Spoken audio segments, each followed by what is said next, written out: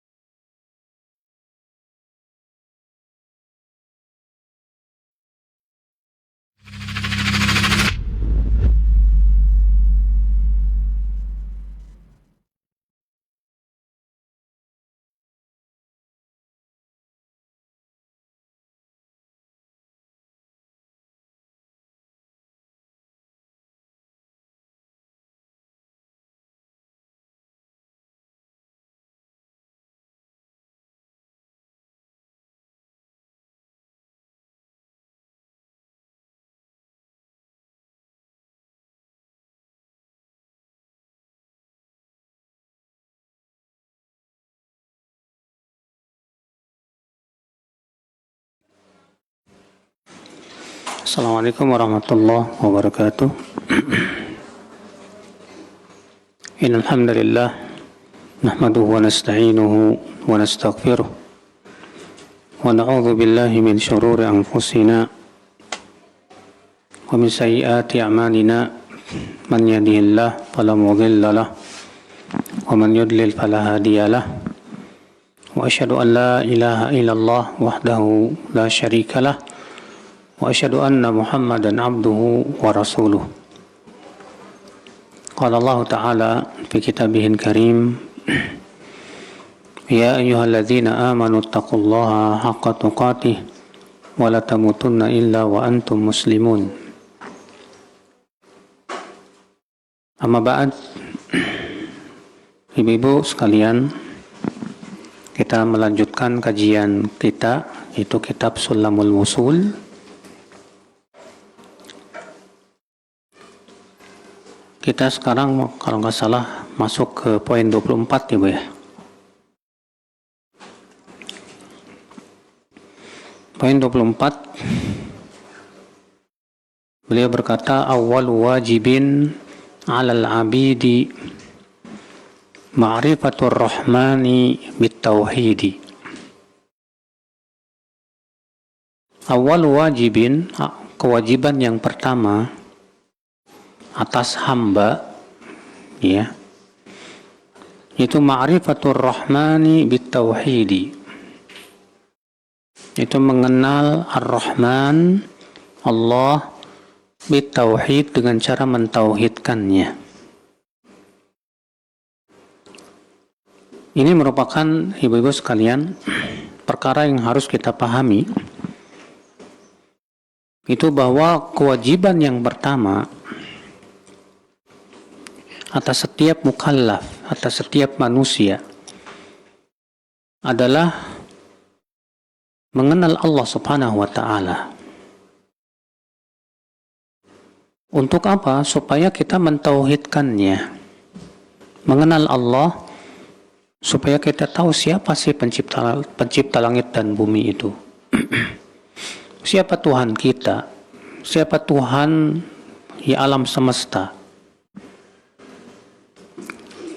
Agar kita paham bahwa yang berhak dipertuhankan itu siapa. Apakah yang dipertuhankan selain Allah benar-benar Tuhan? Iya. Tentunya ibu-ibu sekalian, orang yang berakal, orang yang berpikir dengan cerdas, dia akan paham bahwa langit dan bumi ini tidak mungkin jadi dengan sendirinya. Tiba-tiba ada, tidak mungkin. Ya, HP saja tidak mungkin dia menciptakan dirinya sendiri. Demikian pula, ya, kita pun juga manusia, sebagai seorang manusia, tidak pernah merasa bahwa kita yang menciptakan diri kita. Atau kita tiba-tiba ada tanpa ada orang tua. Enggak. Semua kita yakin bahwa kita itu diciptakan oleh Allah dari saripati air mani, kemudian berubah menjadi segumpal darah, kemudian menjadi segumpal daging. Lalu kemudian Allah pun tiupkan roh menjadi manusia yang sempurna.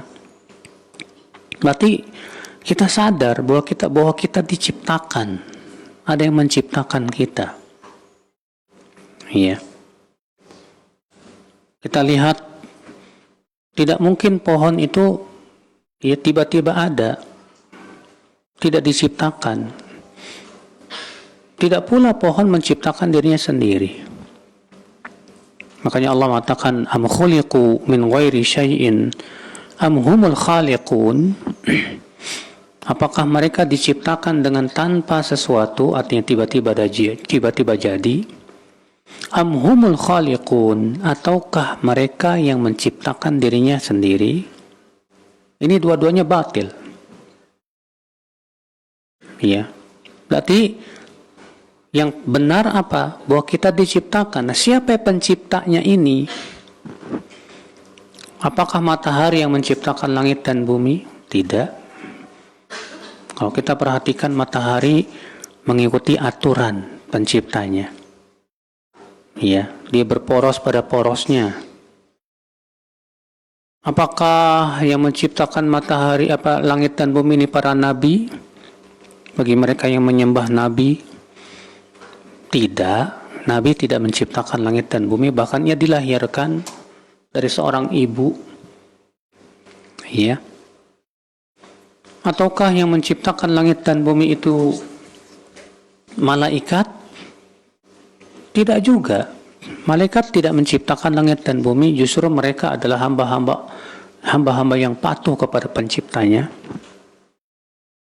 Ataukah yang menciptakan langit dan bumi itu patung-patung yang disembah itu? Boro-boro, patung bisa apa? Ya, untuk membela dirinya sendiri nggak bisa. Ataukah yang menciptakan langit dan bumi ini, ya, sapi yang disembah? Mana mungkin sapi bisa menciptakan? Dia tidak berakal, tidak bisa menciptakan apa-apa. Ya. Maka ibu-ibu sekalian, yang berhak dijadikan Tuhan yang diibadahi sebagai pencipta, dia adalah pencipta alam semesta. Nah, pencipta alam semesta itu siapa? Dia Allah Subhanahu wa ta'ala. Allah yang menciptakan langit dan bumi. Dan dari ciptaannya itu, ibu-ibu, kita bisa mengenal sifat-sifat Allah. Kita sebagai manusia, ibu-ibu, ya, bisa melihat, bisa mendengar, bisa berpikir, ya. Itu menunjukkan bahwa penciptanya pasti memiliki penglihatan, pendengaran. Pasti penciptanya punya ilmu, ya. Pasti itu. Maka dari itu, saudaraku seiman, rahimani wa rahimakumullahu jami'an, mengenal Allah, pencipta langit dan bumi, itu adalah merupakan kebutuhan yang paling besar sekali. Bahkan melebihi semua yang kita butuhkan. Berupa makanan, berupa minuman. Makanya kata para ulama, ya, hajatul ibadi ila ma'rifatillah a'zam min hajatihim ila at-ta'am wa syarab. Kebutuhan para hamba untuk mengenal Rabbnya, Tuhannya, lebih agung daripada kebutuhan mereka kepada makan dan minumnya. Saudaraku seiman, rahimani wa rahimakumullah jami'an. Jadi saudaraku, ya, mengenal Allah sangat kita butuhkan. Dan siapapun manusia yang masih di atas fitrahnya, Pak, dia akan merasakan kenikmatan yang luar biasa ketika dia mengenal Tuhannya, mengenal Allah Subhanahu wa ta'ala.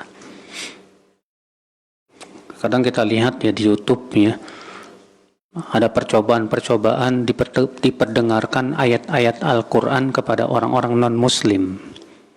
yang tidak mengenal Allah, terlihat hati mereka langsung merasa kedamaian. Di antara mereka bahkan kita lihat ada yang menangis, padahal dia tidak paham artinya.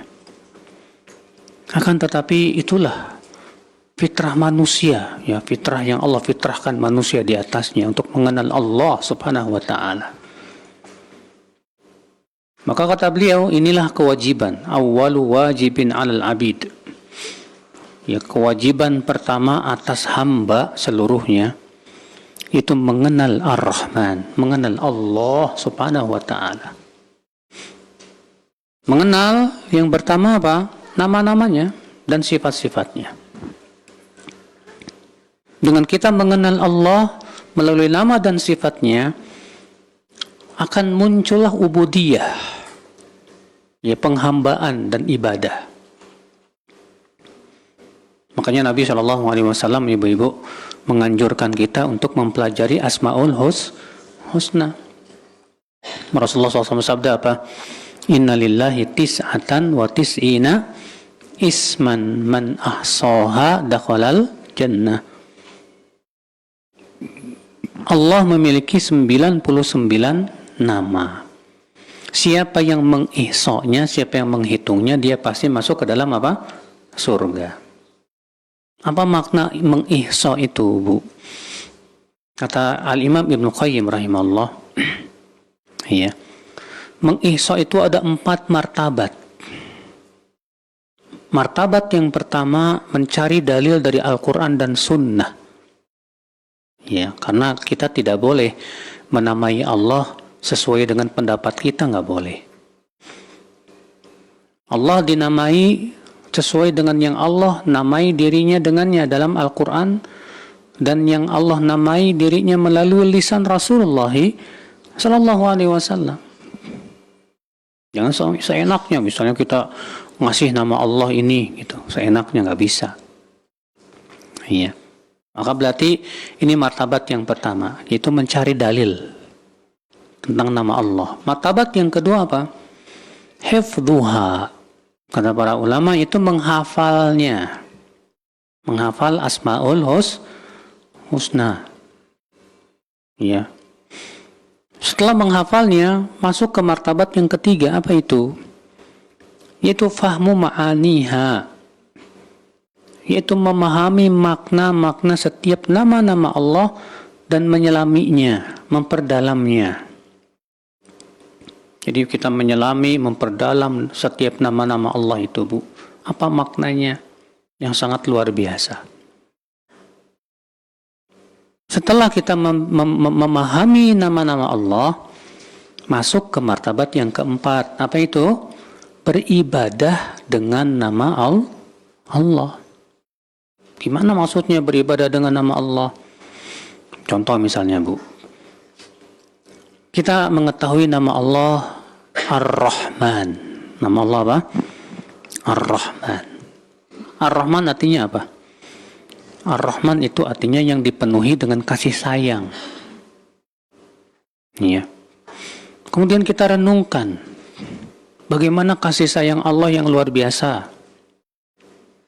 di mana rahmat Allah mencakup segala sesuatu.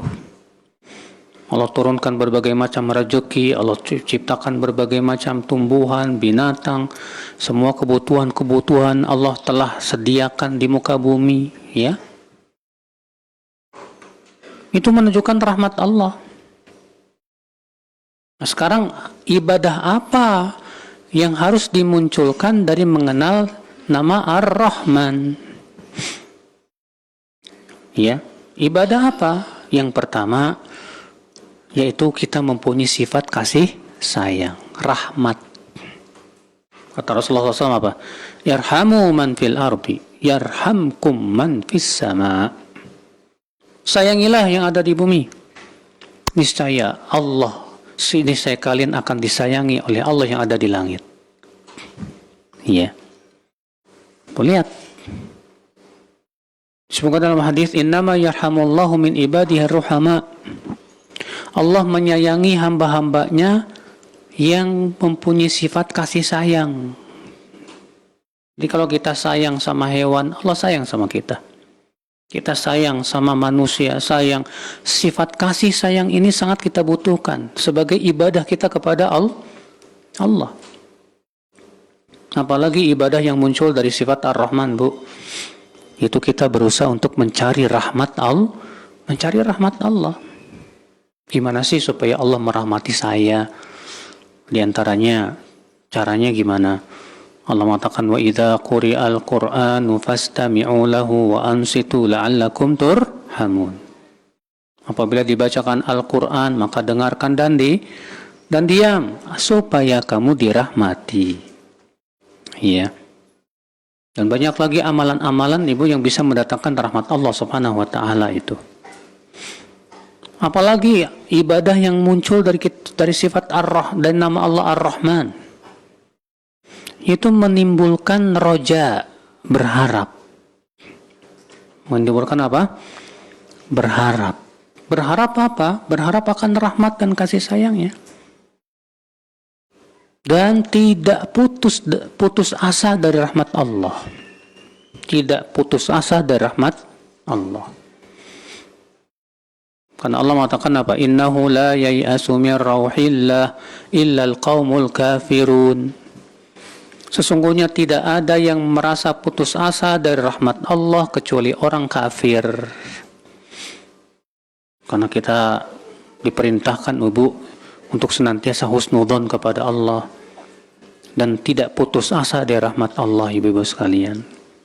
Nah ini ibadah-ibadah yang muncul dari sifat Ar-Rahman, dari nama Ar-Rahman itu. Contoh lagi Ibu-ibu, nama Allah apa? Apa? Ar-Razzaq. Ar-Razzaq artinya apa? Yang memberi rezeki, Masya Allah. Ibadah yang muncul dari nama Ar-Razzaq apa?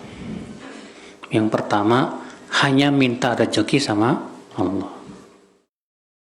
Yang kedua, mencari rezeki yang halal, yang Allah halalkan. Karena mencari rezeki termasuk perkara yang diperintahkan. Ya. Disebutkan dalam sebuah riwayat bahwa mencari rezeki yang halal itu termasuk jihad. Ya. Apalagi Ibu, ibadah yang ditumbuhkan dari kata Ar-Razzaq, yaitu mencari rezeki yang terbesar. Rezeki yang terbesar apa? Surga Allah. Gimana caranya supaya dapat rezeki yang terbesar itu, Bu? Itu dengan cara beriman dan beramal saleh. Iya. Nah, Ibu-ibu sekalian. Contoh lagi, nama Allah apa? Ayo. Apa? Apa, Bu? Emang Ibu? Apa?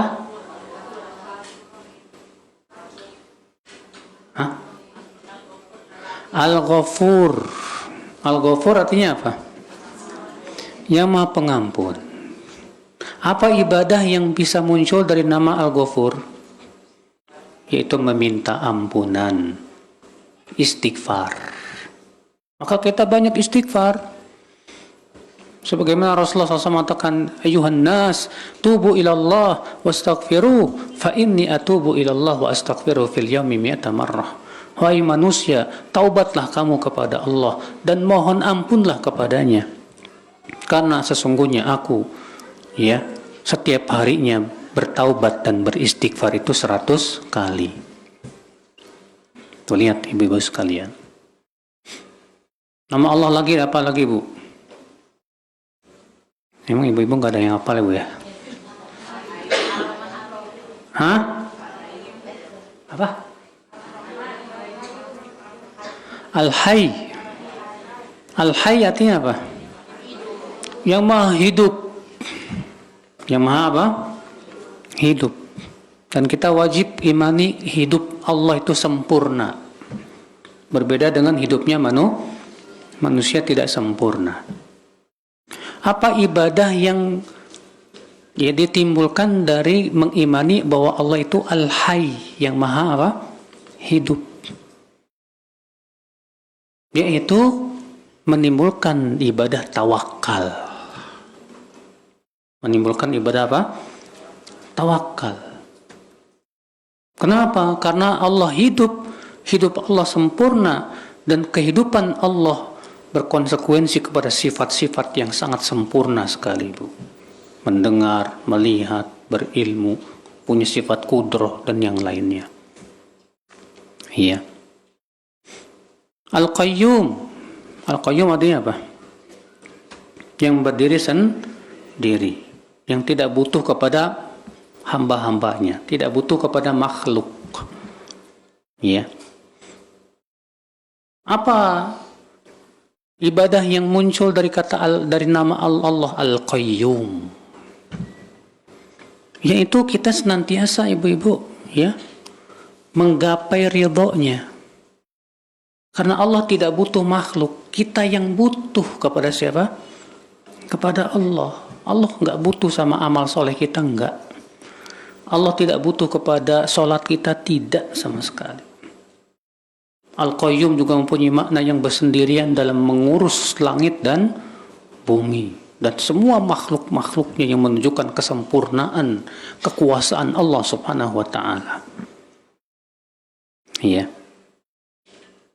Nah ini ibu-ibu sekalian, ini yang diharapkan dari mengenal Allah. Jadi dari mengenal Allah itulah muncul rasa cinta kepada Allah. Dari mengenal Allah muncul takut yang luar biasa kepada Allah. Dari mengenal Allah muncul roja, berharap akan karunia dan rahmat Allah. Ya. Ini yang diharapkan ibu-ibu sekalian. Maka di sini beliau mengatakan begitu, awwalu wajibin 'alal 'abidi ma'rifatur rahmani bitauhidi. Kewajiban yang pertama atas setiap hamba mengenal Ar-Rahman, yaitu mengenal Allah. Dan mengenal Allah itu, kata Ibnu Taimiyah, Bu, surga dunia. Mengenal Allah itu surga apa? Dunia. Kata Ibnu Taimiyah, inna fid dunya jannah man lam yadkhulha lam yadkhul jannatal akhirah. Di dunia itu ada sebuah surga. Siapa yang tidak pernah masuk ke dalam surga dunia ini, dia tidak akan masuk surga akhirat. Apa surga dunia itu? Ma'rifatullah. Itu mengenal Allah. Manusia semakin kenal Allah, semakin dia cinta kepada Allah, semakin dia takut kepada Allah, maka semakin dia menjadi manusia yang sempurna, Bu. Makanya kesempurnaan manusia itu ketika dia mengenal Tuhannya. Ketentraman hatinya itu ketika dia mengenal Allah subhanahu wa ta'ala. Coba silakan bandingkan dengan orang yang tidak kenal Allah. Hidupnya bagaikan binatang ternak, Bu. Iya. Tidak peduli, yang penting mengikuti hawa nafsu dan syahwat saja. Kerjaannya seperti itu. Akibatnya apa? Hati mereka tidak pernah merasakan ketentraman sama sekali. Tidak pernah mereka merasakan kenikmatan batin, Bu. Batin mereka tersiksa. Kenapa? Karena mereka tidak mengenal sumber kebahagiaan hidupnya, yaitu Allah Rabbul Izzati wal Jalal. Maka dari itu, ibu-ibu, ya, mengenal Allah lebih penting dari mengenal siapapun. Mengingat Allah harus lebih besar daripada mengingat siapapun. Allah berfirman apa? Wala dzikrullahi akbar. Dan mengingat Allah itu yang paling besar. Jangan sampai mengingat si fulan yang lebih besar. Mengingat ini dan itu lebih besar, jangan. Jadikan mengingat Allah itu yang paling besar. Iya. Dan tidak mungkin kita membesarkan Allah kecuali ketika kita mengenal Allah Rabbul Izzati wal Jalal.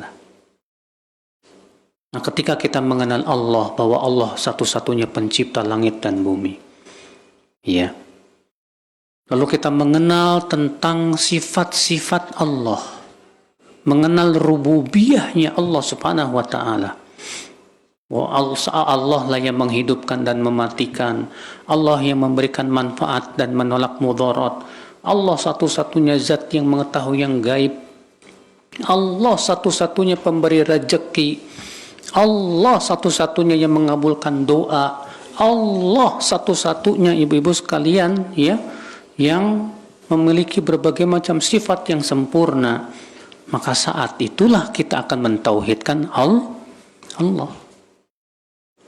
Ya, kita tidak akan pernah lagi beribadah kepada selain Allah, karena kita sadar bahwa yang disembah selain Allah itu manusia, makhluk yang lemah yang membutuhkan karunia Allah Subhanahu wa Ta'ala. Maka ketika kita mengenal Allah, disitulah ibu-ibu sekalian, ya, dengan sebenar-benar pengenalan kita akan mentauhidkan Allah Rabbul Izzati wal Jalalah.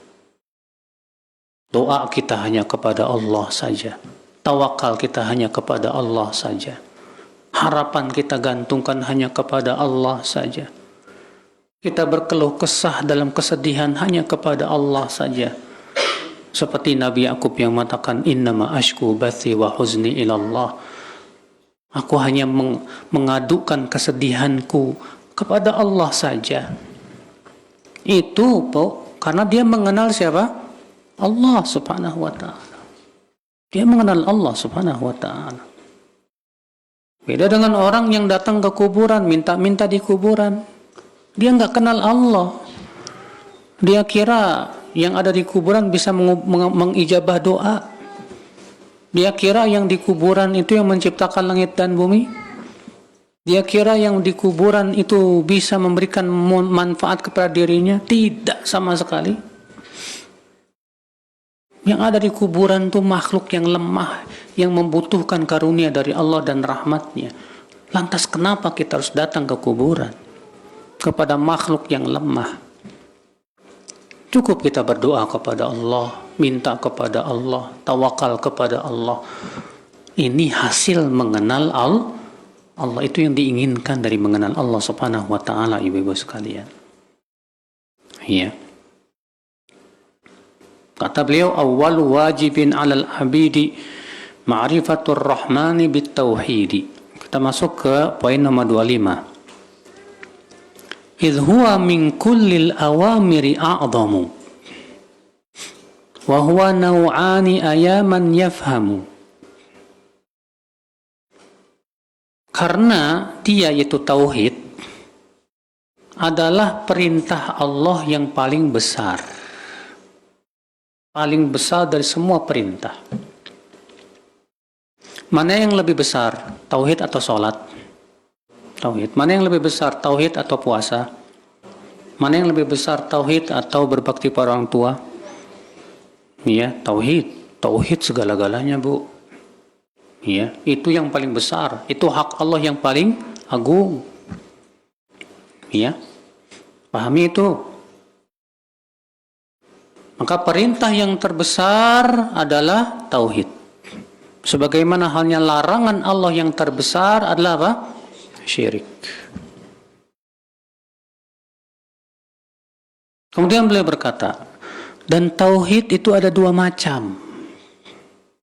Wahai orang yang ingin memahami, pahami ini. Apa itu? Yang pertama, itsbatu dzati Rabbi jalla wa ala asma'ihil husna sifatihil ula.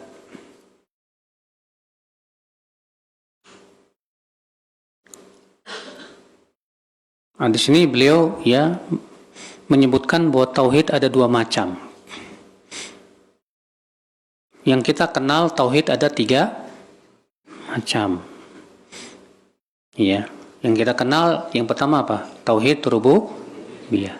Yang kedua, tauhid uluhiyah. Yang ketiga, tauhid asma wa sifat. Apa tauhid rububiyah, Bu? Yaitu mentauhidkan Allah dalam perbuatan-perbuatan yang khusus bagi Allah. Contohnya apa? Menciptakan, menghidupkan, mematikan, memberi rezeki, apalagi? Mengatur alam semesta, terus apa lagi? Menyembuhkan, memberi manfaat, menolak mudarat, mengijabah doa, mengetahui yang gaib. Ini semua hanya milik Allah. Siapa yang memberikan sifat-sifat ini kepada makhluk, berarti dia sudah mempertuhankan makhluk. Kalau ada yang punya keyakinan bahwa si fulan tahu yang gaib, wah ini musyrik. Kenapa? Karena yang mengetahui yang gaib hanya siapa? Allah subhanahu wa ta'ala. Wah, bukannya Rasulullah tahu yang gaib, Rasulullah dikasih tahu sama Allah. Ya. Bukan Rasulullah tahu yang gaib, tidak. Memang Rasulullah mengabarkan tentang apa yang akan terjadi di masa depan, betul. Tapi yang Rasulullah dikasih tahu oleh Allah melalui wahyu. Ya. Kalau ada orang punya keyakinan misalnya bahwa bos saya pemberi rezeki, kita katakan tidak bisa, tidak boleh, haram, itu termasuk syirik. Loh, buktinya dia gaji saya. Kita katakan dia gaji kamu karena Allah yang memberikan rezeki kepada dia. Yang memberikan rezeki siapa? Allah melalui dia.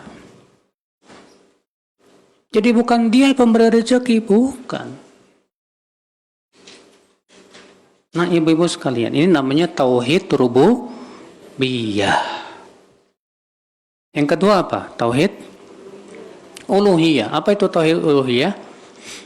Yaitu mentauhidkan Allah dalam perbuatan-perbuatan hamba-hamba Allah. Mentauhidkan Allah dalam perbuatan-perbuatan hamba-hamba Allah. Perbuatan hamba Allah maksudnya apa? Ibadah. Salat, zakat, puasa, haji, tawakal, doa, cinta, benci, berharap. Semua ini ibu-ibu sekalian ibadah yang hanya untuk siapa? Allah. Maka siapa yang memalingkan ibadah kepada selain Allah, maka dia berbuat syirik besar. Contoh misalnya ada orang yang tawakal kepada jimat. Jimat itu penanggal ya. Dia pakai gelang. Lalu hatinya sangat menyandarkan dirinya kepada sang gelang gitu. Dia meyakini gelang ini bisa menolak bala. Ini masuk dalam syirik dua macam, syirik rububiyah dan syirik uluhiyah. Kenapa? Karena dia mensifati gelang bahwa gelang bisa menolak bala. Padahal yang bisa menolak bala hanya siapa? Allah saja. Sudah gitu dia tawakalnya kepada gelang, memalingkan ibadah kepada selain Allah. Hati-hati ibu-ibu sekalian. Yang ketiga tauhid apa? Asma was sifat. Iya. Apa itu? Yaitu Allah memiliki nama-nama dan sifat-sifat yang sangat sempurna sekali. Ibu-ibu sekalian. Tapi di sini beliau menyebutkan bahwa tauhid ada dua macam. Iya. Sebetulnya tidak bertabrakan. Karena tauhid yang dibagi oleh beliau menjadi dua macam itu mencakup tiga macam tauhid tadi. Iya. Karena yang dua macam itu, yang pertama tauhidul ilmi al-khabari. Iya. Yang kedua yaitu tauhidul isbat. Di mana sebetulnya di pembagian ini tidak bertabrakan satu sama lainnya, tapi mengandung satu sama lainnya. Nah, pertanyaannya Ibu, ada nggak dalilnya dari Al-Quran dan hadis bahwa tauhid terbagi menjadi tiga macam? Jawabnya, kalau secara mantuk, secara teksnya nggak ada. Nggak ada, misalnya dalam Al-Quran, tauhid terbagi menjadi tiga macam, nggak ada. Atau Rasulullah mengatakan, tauhid terbagi menjadi tiga macam, nggak ada. Terus kenapa para ulama membagi tauhid menjadi 3? Yaitu dari istiqra, penelitian. Penelitian yang istiqra, yang tam, yang menyeluruh. Jadi para ulama mengumpulkan semua dalil tentang tauhid, tampaklah bahwa tauhid itu terbagi menjadi apa? 3. Ini disebut dalam ilmu usul fikih dengan istilah dalil istiqra. Dalil apa? Istiqra. Istiqra itu artinya penelitian, Bu. Iya.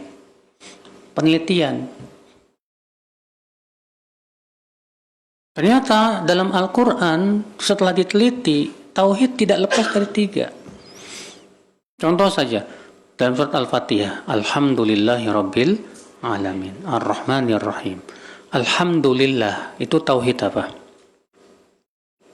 Uluhiyah. Itu memurnikan pujian hanya untuk Allah. Rabbil alamin, tauhid apa? Rububiyah. Ar-Rahmanir-Rahim, tauhid apa? Asma was sifat. Ya. Maliki yaumiddin, raja hari pembalasan, tauhid apa? Mengandung 2, tauhid rububiyah dan tauhid asma was sifat. Iyyaka na'budu wa iyyaka nasta'in, tauhid apa? Uluhiyah. Ihdinas siratal mustaqim, tauhid apa? Uluhiyah. Di mana kita meminta kepada Allah, doa. Ya. Nah, ibu-ibu sekalian. Jadi ternyata tidak lepas dari itu. Di zaman sekarang ada orang yang menambahkan dengan tauhid mulkiyah. Tauhid apa? Mulkiyah. Kita katakan mulkiyah artinya apa? Kerajaan. Kerajaan itu sifat rububiyahnya Allah, Mas. Jadi itu sudah masuk dalam tauhid apa? Rububiyah. Apa yang disendirikan? Iya. Nah, ibu-ibu sekalian, rahimani wa rahimakumullahu jami'an. Iya. Jadi itu pembagian tauhid. Sebagian orang ada yang menolak pembagian tauhid ini, Bu. Yang pernah dengar nggak, Bu, di YouTube? Ada seorang yang mengaku Habib, katanya tauhid, pembagian tauhid menjadi 3 ini bid'ah. Nggak ada dalilnya. Kita katakan, subhanallah, Anda tidak faham dalil itu apa sih? Para ulama usul fikih sudah kita sebutkan tadi, menyebutkan ada namanya dalil istiqra. Dalil istiqra. Istiqra itu apa? Penelitian terhadap dalil-dalil. Ya, sebuah contoh misalnya, Bu. Hukum dalam Islam ada 5. Wajib, sunnah, mubah, makruh, haram. Ada nggak dalilnya yang menyebutkan dalam Al-Quran atau hadis hukum Islam jadi 5, terbagi 5? Nggak ada. Kenapa para ulama membagi hukum Islam jadi 5? Berdasarkan dalil istiqra, penelitian.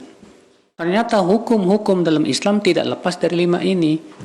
Wajib, apalagi sunnah, mubah, makruh, dan apa? Haram. Ya, apakah pembagian hukum jadi 5 bid'ah? Tidak. Sama sekali tidak. Semua ulama sepakat. Tapi dalilnya mana? Tadi dalil istiqra. Ya. Ibu-ibu sekalian. Para ulama membahas tentang rukun sholat, syarat sah sholat. Rukun sholat ini, syarat sah sholat ini. Ada nggak dalilnya dalam Al-Quran dan Sunnah? Bahwa syaratnya ini. Rukunnya? Enggak. Mereka melakukan itu setelah meneliti semua dalil. Oh, ternyata syarat sah sholat itu ini. Setelah dikumpulkan semua dalil-dalilnya. Itu namanya dalil istiqra. Ya. Demikian pula setelah dipelajari tentang semua dalil tentang tauhid, tampaklah bahwa tauhid tidak lepas dari tiga. Tauhid apa? Rububiyah, tauhid uluhiyah, dan tauhid asma wa sifat. Kenapa mereka kekeh menolak pembagian tiga tauhid ini, Bu? Karena masalahnya, Bu, mereka yang menolak itu rata-rata kaum Asy'ariyah. Kaum Asy'ariyah itu hanya mengakui tauhid itu tauhid rububiyah saja. Makanya mereka menafsirkan la ilaha illallah dengan apa? La khaliqa illallah.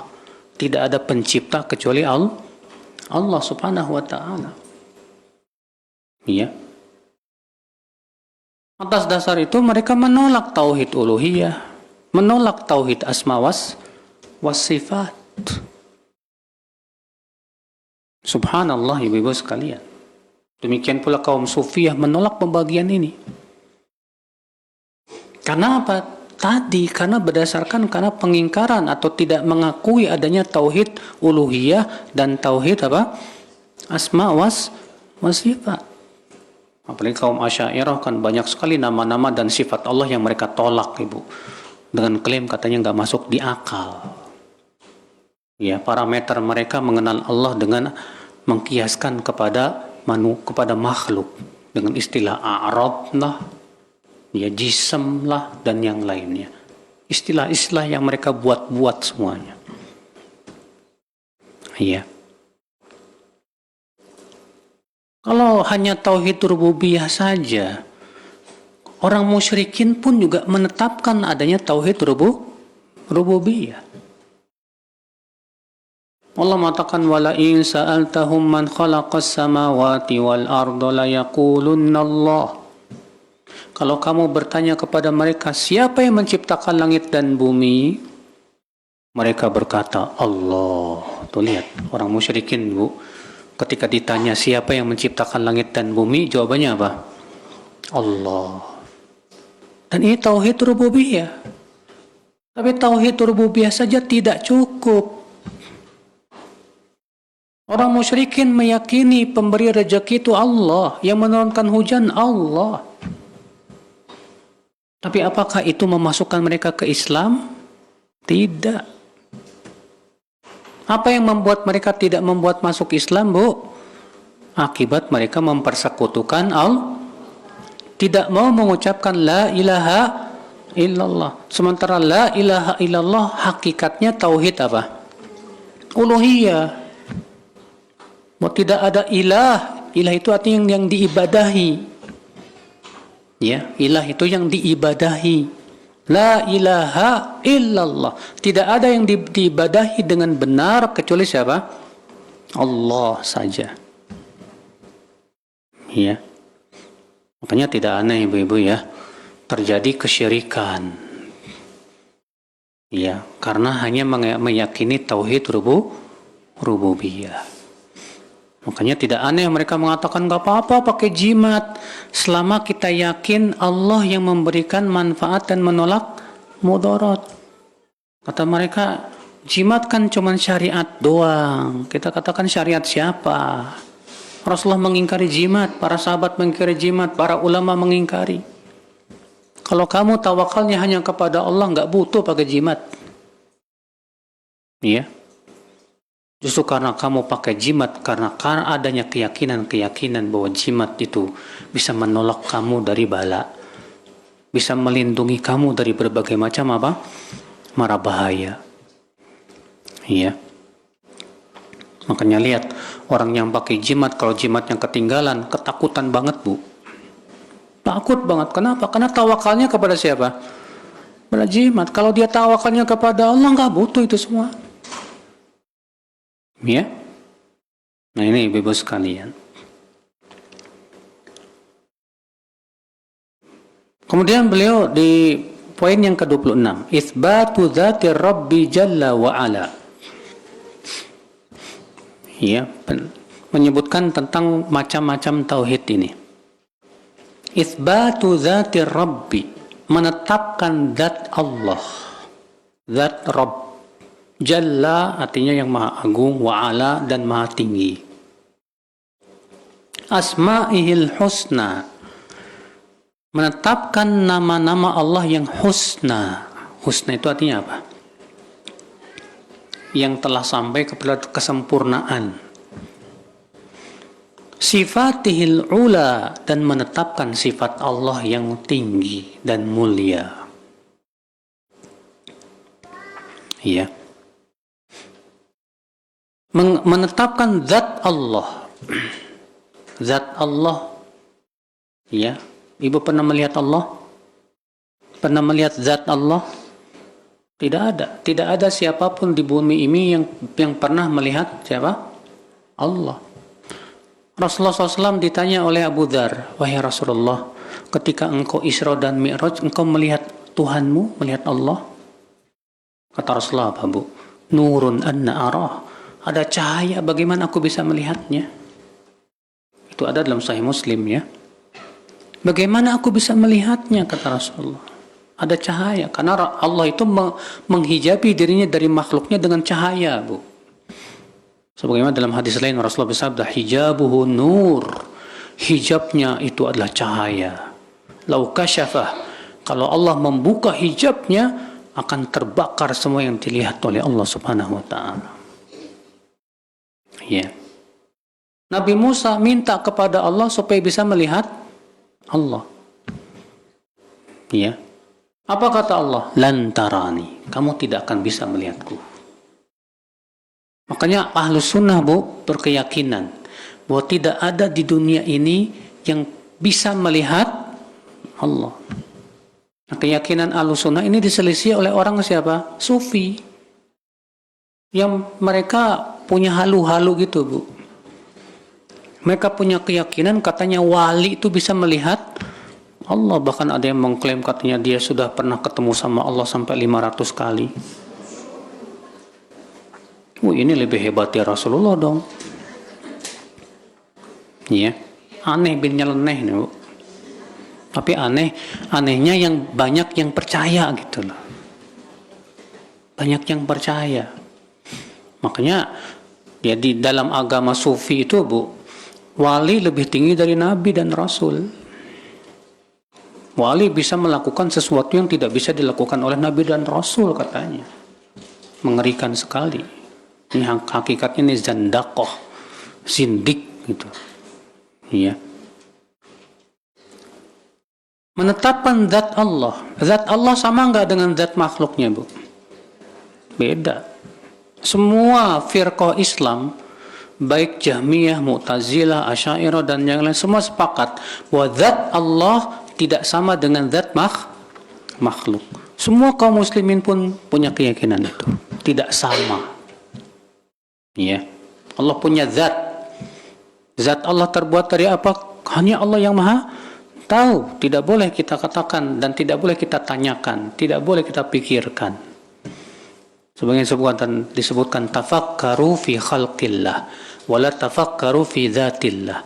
Berpikirkanlah makhluk Allah, tapi jangan pikirkan tentang zat Allah. Jangan pikirkan, nggak mungkin bisa kepikir. Ya.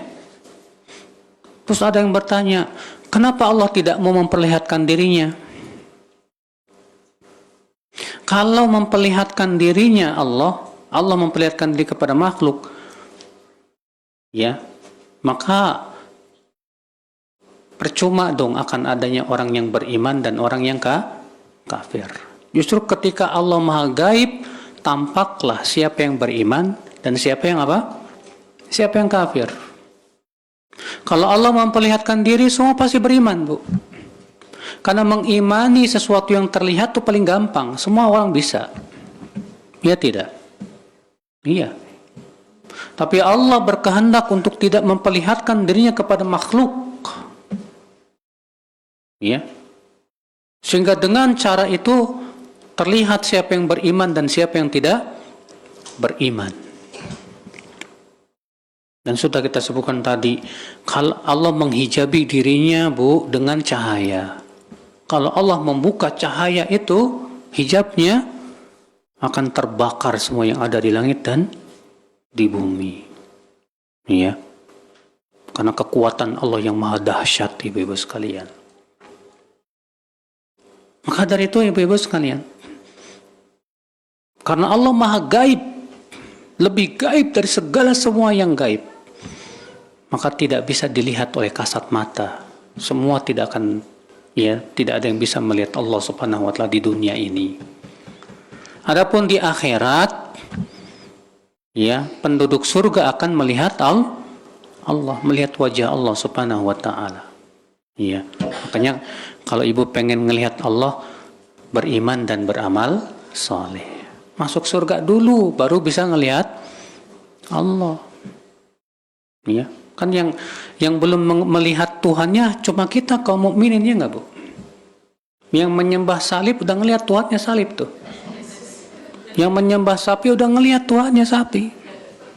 Yang melihat matahari udah ngelihat Tuhannya matahari. Yang menyembah segala sesuatu sudah ngelihat Tuhannya. Cuma kita kaum mukminin yang belum melihat Tuhan kita, yaitu Allah. Makanya di hari kiamat yang bisa melihat Allah hanya kaum mukminin saja. Allah berfirman dalam surat Al-Mutaffifin, innahum ar-rabbihim yawma idzil lamahjubun. Sesungguhnya orang-orang kafir itu pada hari kiamat terhalang untuk melihat Allah. Gak bisa melihat Allah. Kenapa? Karena dulu waktu di dunia gak beriman sama Allah. Lebih senang menyembah selain Allah Subhanahu wa Ta'ala.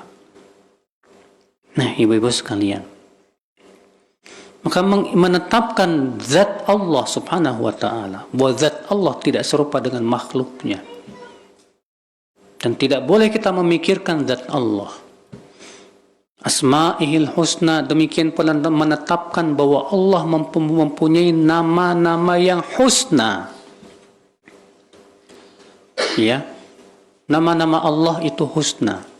Dan ingat ibu, nama Allah itu sifatnya tauqifiyah, harus sesuai dengan dalil. Tidak boleh kita menetapkan, tidak boleh kita menetapkan Allah namanya hanya dengan pendapat pribadi, nggak boleh. Kadang kita mendengar ada orang namanya Abdul Haris. Kita katakan Abdul Haris, hambanya Al Haris. Emang nama Allah Al Haris? Nggak ada dalilnya nama Allah Al Haris. Ada lagi namanya Abdul Rashid. Nggak ada dalilnya nama Allah apa? Ar-Rashid sama sekali. Kalau orang Nasrani menamai Allah dengan apa, Bu? Bapak yang ada di surga. Nggak ada, Bu. Allah tidak pernah menamai dirinya dengan apa? Bapak. Kalau orang filsafat menamai Allah dengan illatul fa'ilah, nggak ada itu. Atau wajibul wujud dan yang lainnya. Semua ini nama-nama yang tidak pernah Allah namai dirinya dengan nama-nama tersebut. Maka untuk menetapkan nama Allah harus berdasarkan apa? Dalil. Ada nggak dalil dari Al-Quran dan Hadis? Wasifatihil ula. Demikian pula menetapkan sifat-sifat Allah yang tinggi. Demikian pula, Bu, tidak boleh kita mensifati Allah hanya dengan akal pikiran. Nggak boleh. Kewajiban kita adalah menyifati Allah sesuai dengan yang Allah sifati dirinya dalam Al-Quran dan disifati oleh Rasulullah SAW dalam sunnah, dalam hadisnya. Maka wajib kita mengimani semua sifat Allah walaupun tidak masuk di akal-akal kita. Karena Allah Maha Kuasa atas segala sesuatu, ibu-ibu sekalian. Nah, ibu-ibu sekalian, dan wajib diimani, Ibu, bahwa nama Allah itu tidak terhitung jumlahnya, sangat banyak sekali. Nama Allah sangat apa? Banyak. Mana dalilnya bahwa nama Allah itu sangat banyak? Tidak terhitung. Itu doa Rasulullah SAW, di mana Rasul berdoa, Allahumma inni abduk wabnu abdik wabnu amatik nasiyati biyadik ماضٍ في حكمك عدل في قضاؤك أسألك بكل اسم هو لك سميت به نفسك أو أنزلته في كتابك أو علمته أحدا من خلقك aw ista'tharta bihi fi ilmil ghaibi 'indak an taj'ala al-Qur'ana rabi'a qalbi wa nura sadri wa jala'a huzni wa dhahaba hammi. Ya Allah, aku ini hamba-Mu, anak hamba laki-lakimu, anak hamba wanitamu. Ubun-ubunku berada di tangan-Mu, ya Allah. Hukum-Mu berlaku padaku, dan keputusan-Mu sangat adil terhadap diriku. Ya Allah, aku memohon kepada Engkau dengan melalui nama-nama yang Engkau namai dirimu dengannya, atau nama yang Engkau turunkan dalam kitab-Mu, atau nama yang Engkau ajarkan kepada salah seorang dari hamba-Mu, atau nama yang Engkau sembunyikan dalam ilmu gaib di sisi-Mu. Tuh lihat, berarti ada nama yang Allah sembunyikan. Berapa jumlahnya? Hanya Allah yang Maha tahu. Ya. Lalu bagaimana dengan hadis Allah punya 99 nama? Siapa yang mengihsonya, menghitungnya, maka ia akan masuk surga. Kata para ulama, hadis ini tidak menunjukkan bahwa nama Allah hanya 99, tidak. Hadis ini hanya menunjukkan bahwa yang diperintahkan kita untuk menghitungnya dan mempelajarinya hanya 99. Tidak menunjukkan bahwa nama Allah terbatas dengan 99, ibu-ibu sekalian. Ya. Nah, ibu-ibu sekalian. Dan sifat Allah lebih banyak lagi, Bu. Karena tidak setiap sifat bisa dijadikan nama. Dan setiap nama Allah pasti mengandung sifat. Ya, tidak setiap sifat Allah bisa jadikan nama, karena syarat dijadikan nama itu apa? Kalau sempurna di seluruh sisi-sisinya, Bu. Adapun kalau sempurna dari satu sisi dan tidak sempurna di satu sisi yang lain, maka wajib ditetapkan sesuai yang sempurna saja.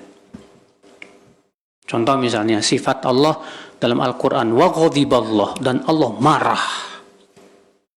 Allah disifati dengan apa? Marah dalam Al-Quran. Iya. Tidak bisa dijadikan nama Al-Ghadib, maha pemarah. Ya, nggak bisa. Sebab kalau dijadikan nama ini jadi kurang, Bu. Tapi kita tetapkan nama sifat marah dengan cara yang sempurna, bahwa Allah marah kepada hamba-hambanya yang suka berbuat maksiat, yang berhak untuk mendapatkan kemarahan dan murka Allah. Ya. Nah, ini ibu-ibu sekalian. Contoh lagi firman Allah, wa makaru wa makarallah. Mereka bermakar dan Allah pun bermakar. Tapi ini tidak bisa dijadikan nama Al-Makir, maha pemakar, enggak. Sebab itu jadi kurang.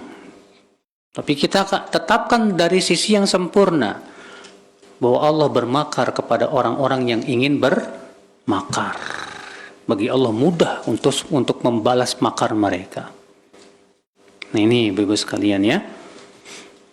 Sifat Allah sangat banyak, Bu. Adapun yang kita selama ini pelajari, ya, ada sifat wajib katanya 20. Wujud, qidam, baqa, mukhalafatun lil hawadithi, qiyamuhu binafsi, sampai akhirnya. Kita katakan nggak ada dalilnya bahwa sifat wajib hanya 2. Siapa yang mewajibkan? Ternyata yang mewajibkan manusia. Betapa kurang ajarnya seorang manusia yang mengatur Allah. Seakan dia mengatakan, ya Allah, engkau wajib punya sifat 20. Sementara sifat Allah dalam Al-Quran sangat banyak. Jadi konsekuensinya apa? Menolak banyak sifat Allah subhanahu wa ta'ala. Ya. Allah mensifati dirinya bahwa Allah beristiwa di atas arsy. Ditolak sama mereka. Hanya klaim katanya nggak masuk di akal. Subhanallah. Ya. Allah mensifati dirinya bahwa Allah punya 2 tangan. Bal yadahu mabsuutatan. Justru 2 tangan Allah terbuka. Ditolak sama mereka. Hanya karena katanya nggak masuk di akal. Subhanallah. Ya. Adapun kita Ahlussunnah punya keyakinan bahwa Allah disifati dengan semua itu. Namun sifat Allah tidak serupa dengan sifat apa? Makhluknya. Allah berfirman, "Laisa kamitslihi syai' wa huwas samiul basir." Allah tidak serupa dengan apapun dan Allah Maha mendengar lagi Maha melihat. Mendengarnya Allah tidak sama dengan mendengar apa? Makhluk. Melihatnya Allah tidak serupa dengan melihat apa? Makhluk. Sama halnya dengan sifat yang lain. Istiwanya Allah di atas aras tidak serupa dengan istiwa makhluk. Tangannya Allah tidak serupa dengan tangan makhluk. Ya. Ini ibu-ibu sekalian. Inilah keyakinan kita Ahlussunnah wal Jamaah tentang asma was sifat, ibu-ibu sekalian. Ya. Baik, saya kira cukup sampai sini dulu, Bu. Insya Allah kita lanjutkan pada pertemuan yang akan datang dengan poin 27. Sekarang kita buka tanya jawab. Dipersilakan kepada jemaah jika ingin bertanya, bisa kertasnya diselipkan.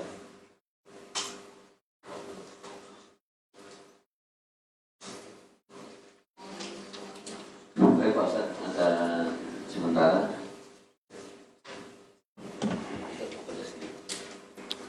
Terserah.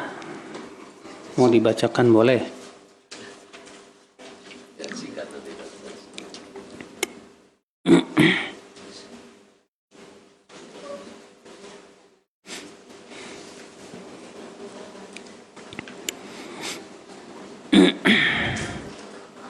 Ibu-ibu, mohon jangan ngobrol ya. Ini kita akan bacakan pertanyaan-pertanyaannya. Bagi yang mau bertanya silahkan.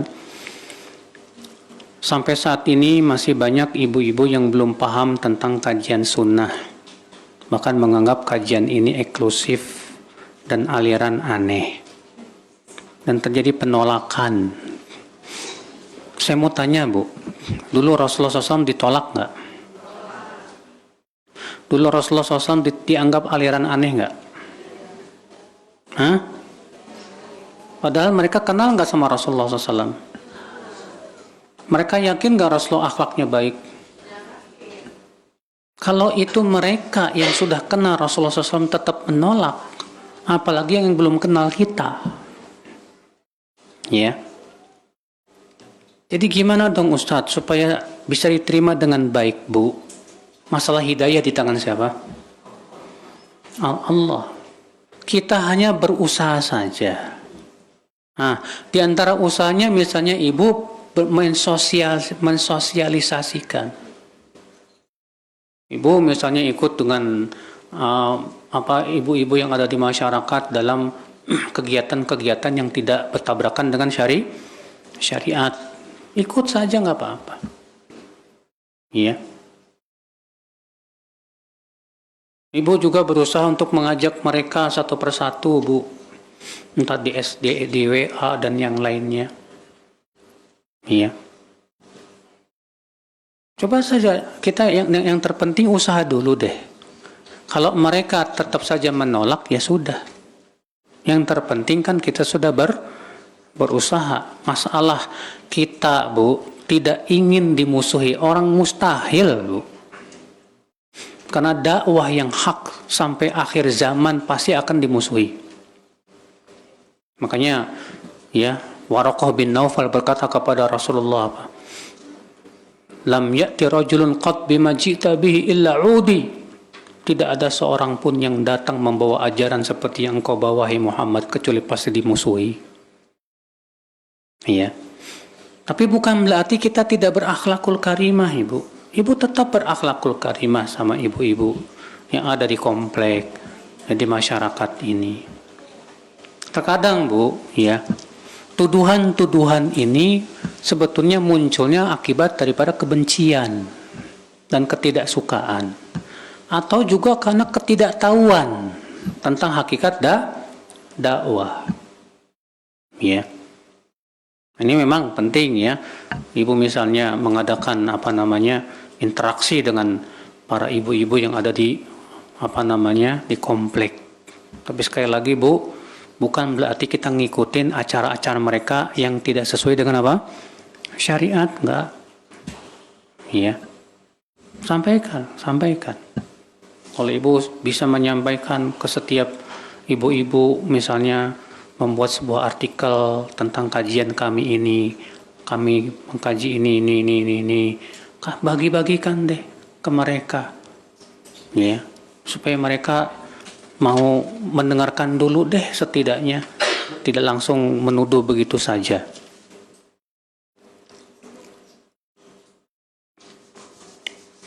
Kalau kita mendengar bacaan Al-Quran, kita harus diem. Kalau ada pengajian baca Quran bareng-bareng gimana Ustadz? Pertama Ibu, para ulama telah menyebutkan tentang hukum baca Quran bareng-bareng. Baca Quran bareng-bareng itu tidak lepas dari beberapa hukum.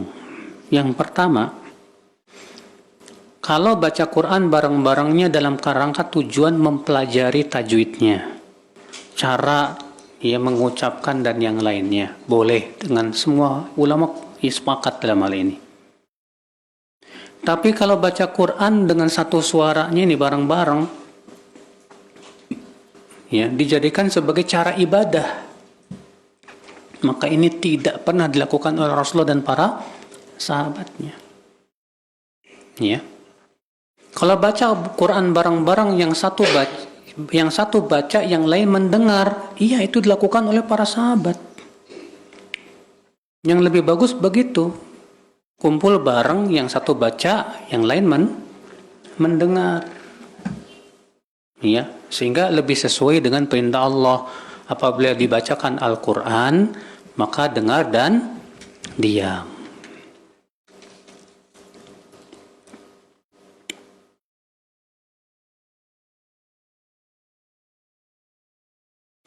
Apakah ada dalil yang sahih kalau menjual rumah biar cepat laku dibacain Yasin 7 kali? Tidak ada dalilnya sama sekali. Tidak pula dari Rasulullah, tidak pula dari para sahabat, tidak pula dari para tabi'in, tidak pula dari mazhab yang 4. Ya, silakan Ibu tanyakan kepada para ahli mazhab. Apa ada dalam kitab mazhab imam yang 4, kalau mau jual rumah biar cepat laku bacain Yasin 7 kali? Nggak ada Ibu. Ya. Jadi biar cepat laku gimana dong Ustadz? Dipromosiin. Sambil berdoa kepada Allah, ya Allah, ya, mudah-mudahan rumah saya cepat laku. Ya. Yang kedua Ibu, Al-Quran itu, ya, tujuannya supaya apa? Menghidupkan hati kita untuk ditadaburi dan dipelajari, bukan dijadiin supaya ini laris, ini, ya, lancar rezekinya. Enggak, ya. Kalau kita mengamalkan Al-Quran, insya Allah rezeki lancar Bu, karena Allah mengatakan dalam Al-Quran, wa may yattaqillah yaj'al lahu makhraja wa yarzuqhu min haitsu la yahtasib. Siapa yang bertakwa kepada Allah, Allah akan berikan makhraja, jalan keluar dari kesulitan hidupnya. Dan Allah akan berikan rezeki dari arah yang tidak disangka-sangka. Ya. Lihat Ibu sekalian. Masih ada yang bertanya? Silakan. Kalau mau tanya langsung, jadi boleh.